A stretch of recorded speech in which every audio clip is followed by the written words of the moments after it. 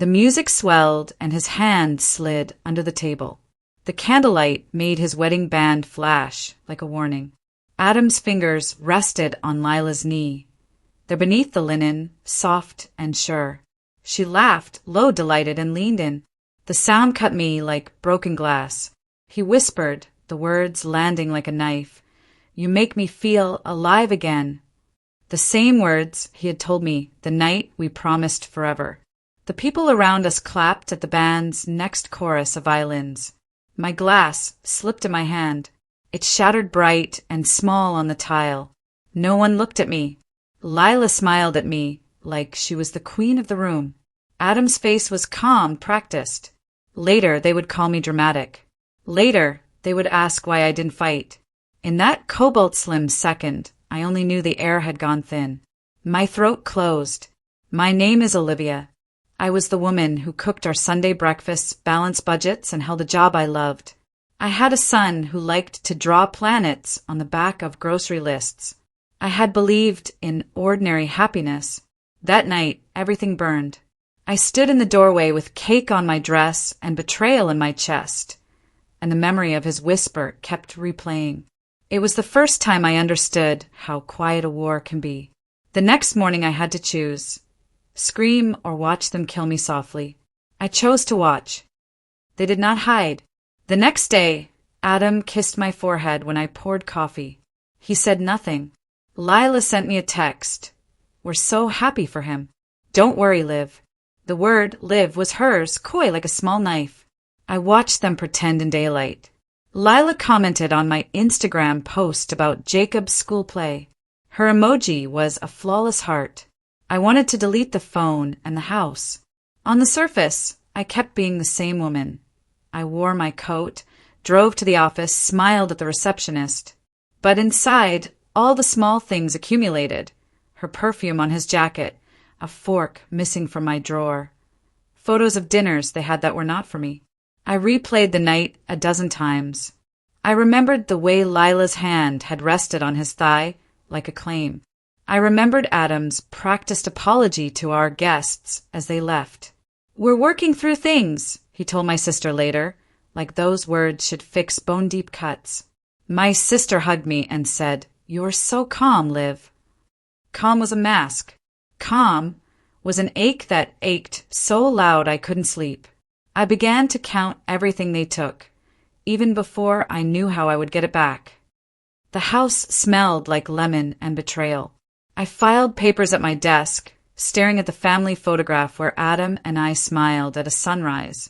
Lila was there too, arm flung over my shoulder like she owned my life. I started to record details in a tiny journal I kept in the top drawer. Dates, times, small lies. Maybe it was silly, but facts keep you from going mad. That night, I sat at the kitchen table with a glass of red wine, and the truth spread out like a map. I wrote the title at the top of the page in shaky letters. My husband slept with my best friend. I destroyed them both. I felt ridiculous writing that, as if naming pain could fix it. I closed the journal and whispered to no one, I am Olivia. Saying my name aloud made the hurt real, but also rooted me. I thought of the son who fell asleep to the sound of my voice, reading about planets. I thought of the way Adam used to fold my clothes in the morning like a small act of love. I thought of all the tiny promises people make as if promises were built to last. That night, I promised myself something new. I would not be the story people told in pity. I would learn, quietly, how to be dangerous in the right way. And I would not let my son live in other people's lies. Before this, our life had felt like a safe map. We lived in a neat house on a quiet street, lined with maple trees. Adam ran a small design firm. I taught at a community college and did freelance work. We had dinner on Tuesdays, took Jacob to the park on Sundays, and sometimes rented bad movies. Lila had known us from the start. She was at our wedding, stood as my maid when the church smelled like lilacs. She knew the recipe I used for apple pie. She knew my mother's phone number and the fear I had of hospitals. We had a triangle of trust. Adam, Lila, me. Looking back, it was easy to see how cracks began. Lila's helpful texts, Adam's late meetings. Little things like extra sugar in a bowl can hide a hole. Gaslighting is a soft poison. When I asked Adam about late nights, he would smile, tilt his head, and say, "You worry too much." Lila would hug me and whisper, "Let him live. Don't be dramatic." They fed each other lines until I began to doubt my own eyes. But the night at the restaurant was not my imagination. My journal held the truth. I started collecting small victories, receipts, photos, a voicemail. I would not let loopholes bury the facts. I wanted proof that would make them stop smiling at me in front of strangers. Work became my refuge. I graded papers by day and listened to clients by night. People leaned on me, students who spoke of heartbreak, neighbors who borrowed sugar. I pretended I had become good at pretending. When Jacob came home from school, clutching a crumpled drawing of our house, I asked him about recess and tucked the drawing into my pocket. At night, I kept the house tidy, moving cups to their proper places as if order could heal a wound. Lila called often. Her voice was syrup. She asked about my day and told me funny stories. I answered because that was what best friends did. But when she laughed in a way that sounded like a secret at my own expense, I felt a new ache. Adam began to leave notes with tiny apologies. Sorry about the day. I love you, ... and then would turn away when I wanted to talk. When I asked him if he loved me, he would say, "Of course, Liv." But there was a smallness in his eyes. Lila watched me study him. She would brush her hair and say, "You're so strong. I can't imagine what you've been through." Her eyes were warm, but they did not touch me. Warmth can deceive. I learned that being kind does not always protect you. Sometimes it gets you used to being hurt. The voicemail changed everything. It was a lazy Sunday. I was in the hospital parking lot waiting for my mother's update. Jacob sat asleep in the back with his drawing tucked behind his ear. I called Adam. He didn't answer. The phone recorded for a second, then clicked on. Through the thin connection, I heard Lila's laugh, bright and close, and then a voice I could not mistake. "She'll never know," Lila murmured. The call ended. My ponytail tightened. I drove to the hospital with hands that could not hold still. Inside, machines hummed and nurses moved like tides. I met my mother's doctor, wrote notes, kept calm. The world around me had the practical, steady rhythm of medical life, but inside I felt like glass. Later that night, when the house was quiet and Jacob slept, I replayed the voicemail until the words flattened me. "She'll never know." The sentence was a promise between two people who had chosen to bury the truth inside a chorus of kindness. I understood then that this was not a single mistake. It was a pattern that had been happening under my roof. I sat at my sink with a dishcloth in my hands and let the water run cold. I confronted them in the soft hour between dinner and bedtime. I walked into the living room and found Adam tidying the books he loved. He looked at me with tired eyes and asked what was wrong. I held the phone like a small weapon and played the recording. Lila's laugh spilled from the speakers as if it belonged to the house. Adam took the phone from my hands, listened for a beat, and then sat down and folded his hands like a man who had practiced regret. "It's not what you think," he said. The phrase was a forged shield. I wanted to yell the word cheat until it broke the plaster. Instead, I said, "Is she in our bed?" The room tightened like a fist. He didn't answer. He wrapped his arms around me and kissed the top of my head. He said softly, "You always make mountains out of molehills." He looked at me like I was a child thrown off by a shadow. Lila called minutes later. She sounded hurt. "Olivia, please don't make scenes," she said. "You're making things worse." Their lines were rehearsed. Gaslighting is an art. You're made to look unstable so that their lies become your fault. I left the room and pretended to sleep on the couch while the house spun with small, polite betrayals. I stopped trusting my own memory. At work, I made lists. At home, I documented times and places. I took pictures of receipts, of the wine bottles emptied at 2 a.m., of messages that seemed friendly until you read them twice. I learned their patterns like a language. Lila had a way of touching her hair when she lied, a small brush of fingers to temple. Adam hummed when he planned to be dishonest. I became an observer in my own life. Jacob noticed. He asked if I was sad, and I made pancakes with extra blueberries and pretended my hands were steady. He hugged me and said, "Mom, you always know what to do." I smiled through sharp teeth. Outside, our neighborhood kept its pleasant pace. People walked dogs and mowed lawns, oblivious to the quiet war inside my walls. Sometimes normal looks like a lie you tell yourself to sleep. I read books about calm and control and breathed into their lessons. Each night, I would make a small list of things I would need if I left. Clothes for Jacob, his birth certificate, our bank info. I had not planned to leave, at least not at first. I planned to learn, to collect, to wait until their arrogance made them careless. They grew careless. People who think they can keep acting without consequence begin to overexpose themselves. Lila posted photos. She smiled in front of the lake house Adam and I had painted with our own hands. She wrote captions about fresh starts and finding truth. I watched their social media, like a detective who wanted proof of sin. Adam began to talk about new projects that curiously required funds from his firm late at night. One evening, I found a bank draft with a tiny note, "Townhouse deposit, LL." I folded the paper until it fit in my palm like a seed. I did not confront them yet. I watched them squirm, like greedy birds. They began to mention names of mutual friends who had been supportive. And those friends sent me awkward messages that tried to stay neutral. I went to a coffee shop and pretended not to care. I watched Lila cross the square once with a painting she had bought on my birthday, and I felt something like thunder, a loud force that shook my stomach. It was not just loss. It was the theft of memory. People who take your life also try to take the proof you existed in it. The divorce papers came like a chill. Adam slid them across the kitchen table one morning, a butter knife tapping the laminate. He had the calm voice of a man who practiced sorrow in front of mirrors. He said, "This is better for everyone." Lila waited in the car outside, fingers tapping the steering wheel, a look older than her years.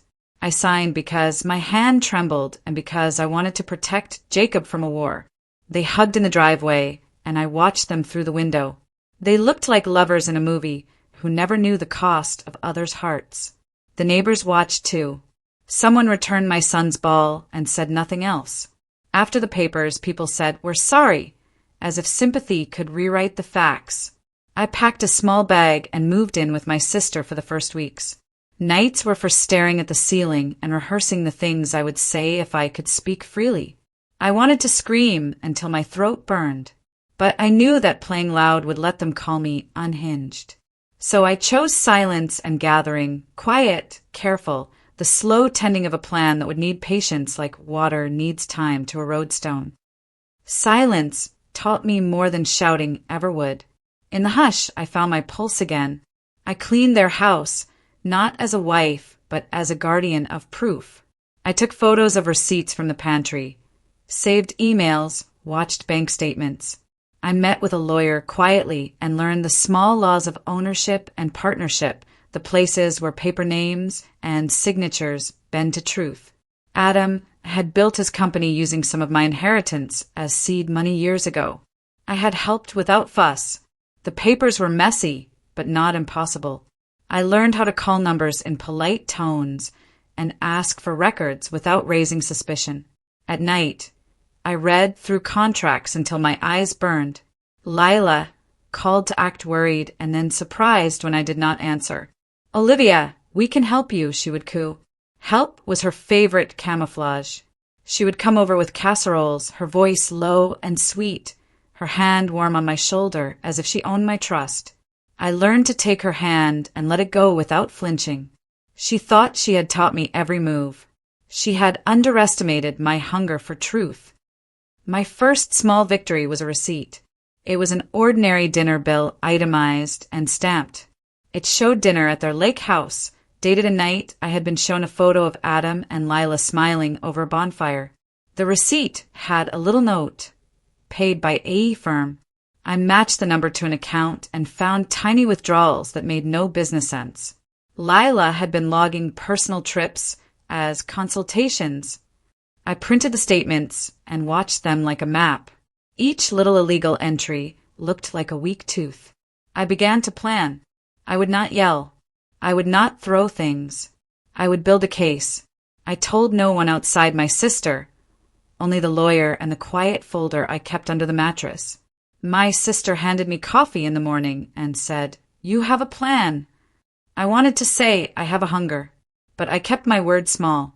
I did not want to feed the rumor mill. Power grows in silence until it is ready to move. Lila bragged to friends. She posted photos of pastries with golden coatings and new shoes, and all the small signs of a life she did not earn. Pride makes you careless. I waited until they were careless. They started to crack. Lila and Adam began to argue in whispers, then in tiny, sharp emails. Friends started to text in confusion. The design firm Adam ran called for an internal audit. Someone had found irregularly listed consultants and asked for invoices. I did not celebrate, not with popcorn, not with glee. I felt the careful balance of justice, like a slow tide coming in. At night, I sat with a small lamp and my notes and imagined the moment it would all be visible. I dreamed of a room where their words could not hide and where people would see what their smiles had masked. Lila came to my sister's house once and said, with honey, "I miss the old you, Liv. You were always so bright." She looked at Jacob like a woman who wanted a portrait to hang in her new home. I wanted to tell Jacob to hold his drawings close.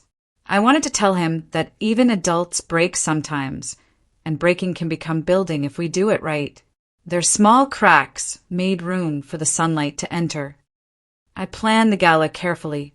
It would be an evening for a local women's charity I had helped for years. Lila loved the stage. She loved the lights and people who clapped. Adam's firm was a sponsor. I sent invitations and made sure the event would draw the crowd who mattered, friends, investors, neighbors. I ordered the band with the violin I hated because it reminded me of the first night. I hired someone to record the event under the guise of promotional material. I wanted every angle covered, cameras, receipts, witnesses. I dressed carefully that night. Simple navy dress, hair pinned back, the ring finger bare. Lila arrived with a gown like a sunrise and the kind of smile that thinks it defines the room. Adam wore the casual suit of a man who assumes charm makes him invisible. They moved through guests like rulers. I felt small in a way that felt strong, like a pebble at the center of a storm. The air smelled of perfume and fried food. I raised a glass and pretended to breathe in the same air as my enemies. The night would be my stage. The gala started like a polished movie. People laughed and donated.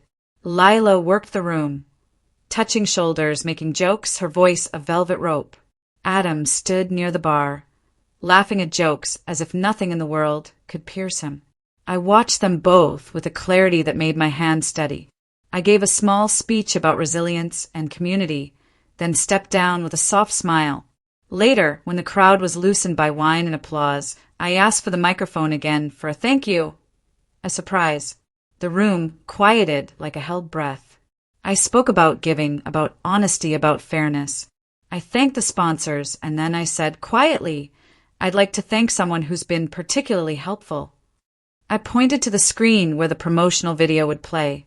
The video showed clips of the firm's charity sponsorships, and, because I had arranged it, some incriminating invoices, highlighted numbers, and the image of a check with Lila's initials. A murmur rose like a tide. Lila's face changed color. She tightened her jaw. Adam's laughter squeaked and stopped. I felt the room tilt, then steady. People looked at them with new eyes. The game had begun to flip. Panic smelled like perfume and stale anger. Lila left the stage with a composed face that trembled behind the makeup. Her smile turned brittle. She fumbled for her phone and sent fast messages. Adam's hands shook when he took it. People began to whisper. An investor approached the table and asked Adam about irregular accounting. Adam's bluster tried to cover a conversation like a man arranging quick pieces on a chessboard. But the chessboard had been set by truth, and he could not move despite his practiced charm. Lila glanced at me in the crowd like a wounded animal. Her eyes held something dangerous, an admission that she had been found. She mouthed words I could not hear. I kept my face neutral, not because I was not furious, but because fury in public looks like weakness. Control looks like power. The cameras panned. Someone recorded a clip that would make its way to phones and then to feeds. I watched the slow collapse, the small dominoes of reputation fall, and felt a strange, hardened peace in my chest. The night was changing them. It had to. The next morning, the town buzzed in tiny waves. Texts and calls came like small storms. Friends who had been neutral checked in with cautious messages. Investors demanded meetings. The firm posted a statement online claiming minor accounting errors. Lila posted a soon-to-be-deleted note about privacy and healing. But the receipts were facts, and facts do not vanish with apologies. Adam called me. Voice rattled, trying to wrap sorrow into words like a man who once believed his charm could stitch anything.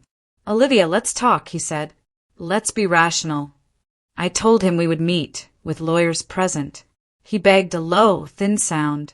I had rehearsed my lines for months in my head. But when I met him face to face in a glass conference room with my attorney on speakerphone, I felt only a quiet cold. He tried to gaslight me. "You always suspiciously read into things." And I handed him the bank statements and the email threads. The paper was heavy with truth. He had no practice line left that fit. He kept running his fingers over his face like a man trying to find his own skin. Lila's mask came off slowly, and what remained shocked the town. She had been careful with words, but careless with numbers. She had charged personal expenses and pocketed fees under the label of consultation. Friends who once visited her house for brunch now sent messages filled with tiny, polite shock. She began to blame Adam in public, saying her actions were a mistake of judgment.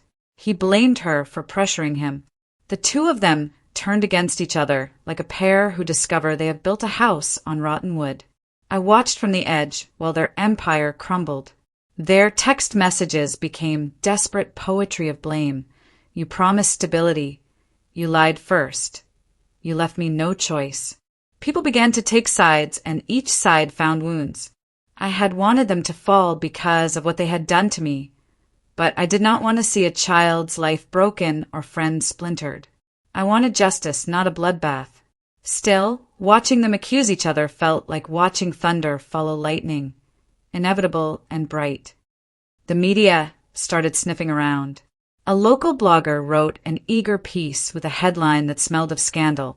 Photos of Lila's new shoes, a donation event, a faded image of our lake house flooded feeds. The firm called an emergency shareholders meeting. I attended, not to perform but to present. I brought a binder with everything organized: invoices, emails, receipts, the recording from the gala. The board watched with faces like statues, some shocked, some relieved at finally seeing facts. Adam tried to stand and speak, but his words were broken into fragments. Lila sat like a woman who had practiced humility for cameras but found none in real rooms. One investor stood and said quietly, "We trusted you." Trust is currency, and it had been spent. The board voted to suspend the leadership pending an audit. The firm's stock value wavered, and the small community that supported it felt the tremor.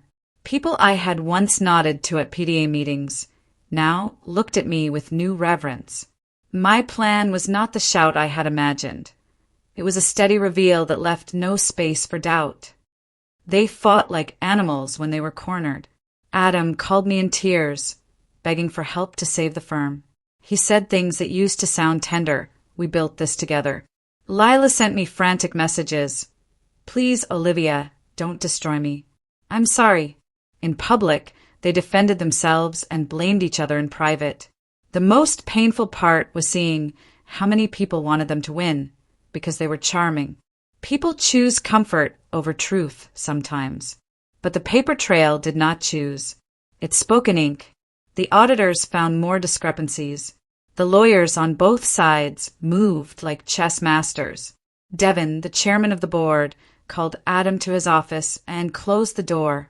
Lila staged small apologies that did not land. I sat at my kitchen table and slept less each night, but my dreams were cleaner.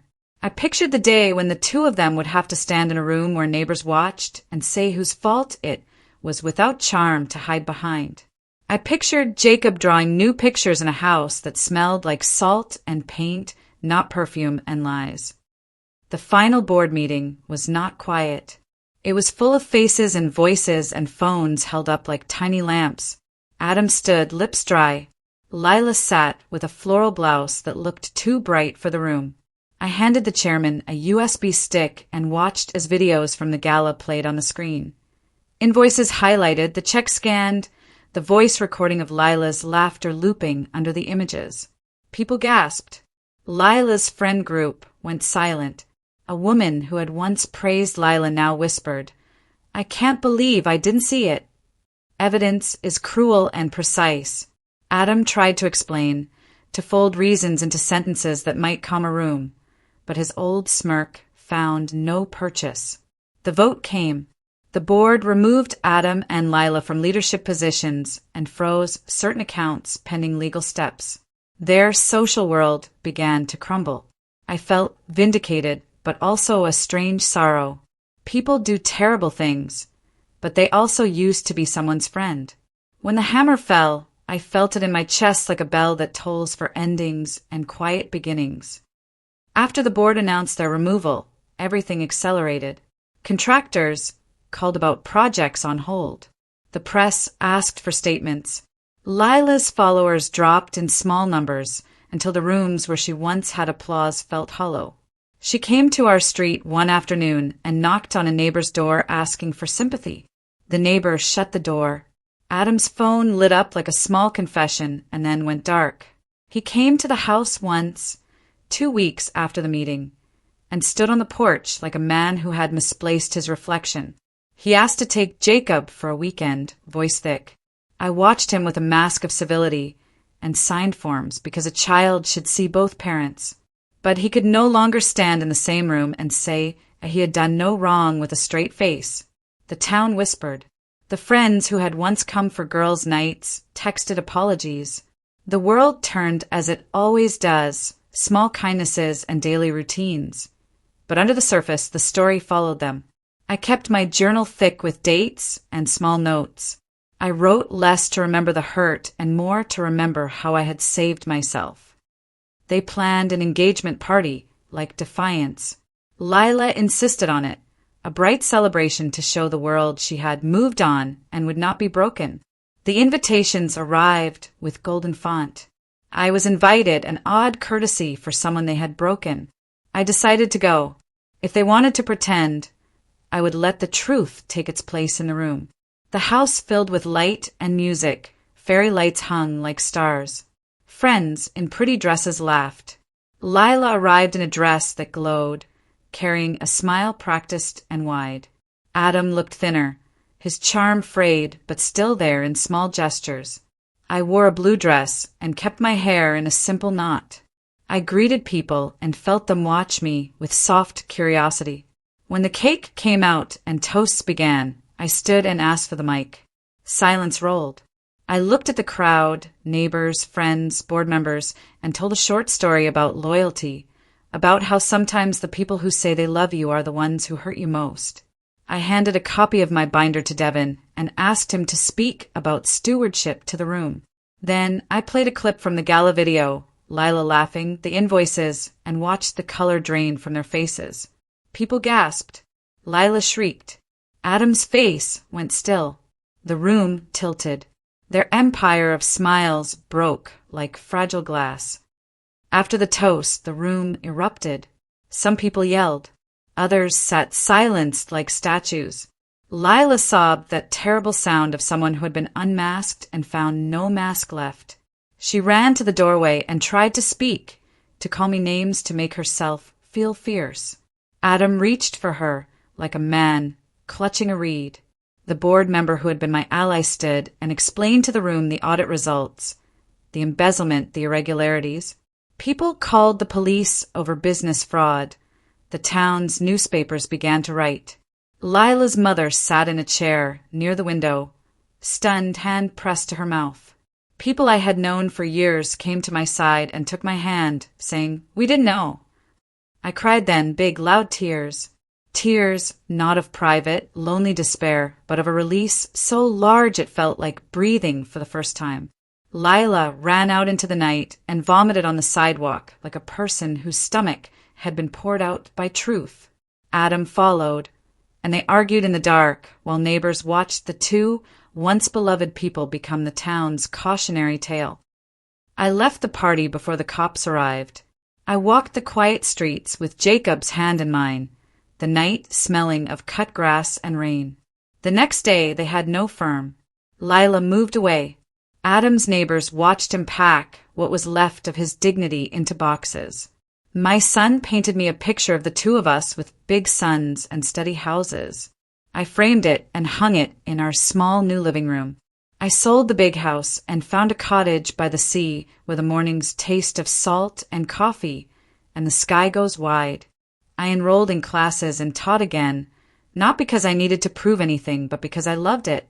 When someone asked me how I felt now, I said simply, quiet, "Hull." I did not gloat. I did not answer their calls asking to see my face. They would try to find me, like sailors searching for land. But I was already there. I rebuilt with Jacob at my side, and each day I learned that the truest revenge is a life well lived. The sound of waves taught me how to measure grief and healing. In the end, they had betrayed me because they were small, greedy people who wanted a life they did not earn. I had been broken and then made into someone stronger. I kept my journal on a small shelf and sometimes read my first page out loud to remember how far I had come. My name is Olivia. I lived. I loved my son. I rebuilt everything they had tried to steal. And I learned that the quietest revolutions are the ones that last. I am Olivia, and I learned something that changed everything. Respect is non-negotiable. My worth was never defined by Adam's seating chart, by Lila's friendship, or by who my family chose to believe first. Silence became my weapon, and patience became my power. I didn't scream or break things. I documented, I waited, and I let the truth speak louder than any rage ever could. That quiet revolution is what saved me and my son. If my story resonated with you, I need you to hear this. Your silence doesn't make you weak. Your boundaries don't make you difficult. Your survival makes you extraordinary. If you've been gaslit into invisibility, if you've swallowed lies to keep the peace, share this with someone who needs to remember their own strength. Tell them that sometimes the most powerful thing you can do is refuse to disappear. The revolution happens when you decide to write your own ending. Subscribe and hit that notification bell for more stories about setting boundaries, reclaiming your worth, and turning humiliation into triumph. Because your worth was never in question. It was only ever waiting to be remembered. And now, it's time to live like you believe it.